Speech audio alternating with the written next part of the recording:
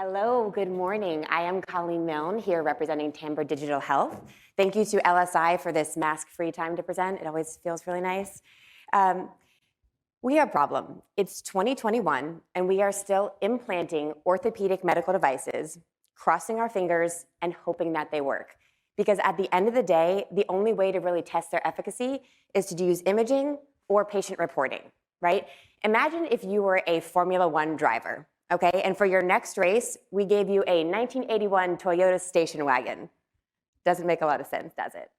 Surgeons are facing a very similar conundrum. These are highly skilled physicians treating complex conditions, and they're working with implants that communicate as if it was 1821. On top of that, you've heard this over and over again. It's a recurring theme for the past couple of days and even this morning. Patients are demanding personalized treatment. So we are seeing an ever-growing need for data, actionable insights, and improved treatment outcomes. Our solution is a family of smart, adjustable, wirelessly enabled implants with biometric sensors. They enable remote patient monitoring and care. They provide a data-rich environment and actionable insights to advance treatment delivery. The system comprises a smart, battery-powered implant. It's accessed by a small, lightweight, secure connectivity hub, and it's operated by a tablet that we call the clinician's console. The overall market opportunity between limb lengthening, joints, and spine is about $34 billion. We're going to be entering the market in limb lengthening, which is expected to grow at 23% over the next 5 years, and early onset scoliosis, which is an immediate market opportunity given the current market landscape. Just to kind of level set for those of you here in the room or who are watching who are not totally familiar with limb lengthening, the patient population is primarily pediatric deformity patients, but there's also trauma, tumor, and cosmetic applications. The surgeon will go in, they surgically break the bone, they break the limb, and they either use an archaic-looking external fixation device or a magnetic nail to pull the bone apart as it heals and lengthen the bone. Early onset scoliosis patients are kiddos who are 10 and under who have severe curves in their spine. And if you don't surgically intervene, it can compromise the development of their internal organs, their heart and their lungs. And so surgeons will go in, they will anchor the spine at the top and the bottom, and they'll put in a long rod in between. They either surgically or magnetically lengthen it over time as the child grows.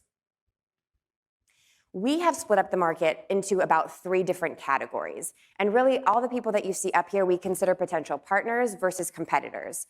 The first category plays in all of our opportunity markets, but primarily with aging technology. The exciting thing, though, is we are seeing them start to invest in some new emerging tech. The second category is the top innovator in limb lengthening and early onset scoliosis. However, their magnetic technology has some major shortcomings. And on top of that, they face some severe regulatory challenges of late that have stalled distribution and really inhibited product advancement. The last category is really the market leader in spine. They own the lion's share in spine, but in order to maintain that market share, they have to be nimble and they have to continue to innovate and develop. Of all the companies that you're looking up here on the screen behind me, none of them have technology that is comparable to what we are offering today. So let's dig a little bit more into that technology. This is our smart implant. It is equipped with a number of different sensors, including time, distance, 3D positioning, force, just to name a few. It has verifiable real-time distraction that can be run continuously. That means a surgeon can set a prescription, right after the OR, send the patient home, and just remotely monitoring them as the implant continues to adjust on its own. Huge benefits for patients because really that takes the compliance part out of patient compliance, takes the burden off the patient, and on top of that, it frees up clinic time for the physician while they still maintain access and connection with their patients and can monitor their implants. It also has the ability to scale force, which is a huge challenge currently, and all the while it's logging biometric data, so you're getting this really rich data set of information from that patient over time. This connectivity hub creates a secure, closed loop between the implant, the cloud, and the console. It also has the ability to recharge the implant, and it can connect to other wearable devices. We've talked about Apple Watches and other types of devices to increase communication across different types of devices.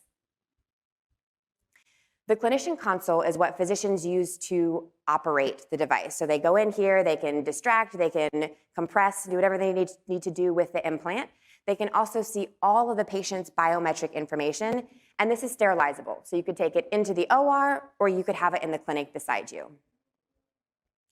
And here is the ultimate value of what we are offering: data. We are creating longitudinal health records. We can integrate with electronic medical records. We can communicate across care teams. A lot of these patients we talked about, pediatric deformity patients, have a number of different medical care providers that need to have access to the same information in order to properly treat these patients. And this is ultimately supporting clinician decision support, and it's optimizing treatment outcomes. And what I mean by that is, imagine if you can see, okay, is it better? Is this implant more effective if we lengthen if the patient is laying down versus standing up? You can identify right away if the patient has an infection and go in and get treatment. You can determine, you can basically create profiles over time to determine the best way to treat these patients to ensure that they have a most effective outcome, right? So we're talking real-time results for personal, patient treatment, and also creating profiles over time that can scale for patients. We have a patent portfolio that has been deemed as blocking. We have 3 patents issued, 3 pending, and 4 in process. We plan to enter the market with a 510(k) in early 2023 in limb lengthening, followed by commercialization of our early onset scoliosis product. Our core team is quite strong. We have seasoned and experienced CEOs and entrepreneurs with multiple successful exits valuing over $900 million. We have medical advisors who are living and breathing the procedures that we're working in today. We have over 30 years of experience in electrical controls and engineering, and we have expertise in product marketing and management from some of the top innovators in the market. Right now, we are spending money in development. We plan to break even in year 1 of revenue. The financial projections that you are seeing up here right now reflect a partnership with a strategic organization. Today, we are here raising a $3 million Series Seed round. This would be funding the development and evaluation of a pre-alpha prototype, which would be used for due diligence for strategic partners. We have a planned Series A round to fund the commercialization of our first product. And all the while, we are open to creating relationships, co-development partnerships with strategic partners who really see value in what we are bringing to market. We look forward to talking to you in the breakout room, and we look forward to bringing communications of implants into the 21st century. Thank you.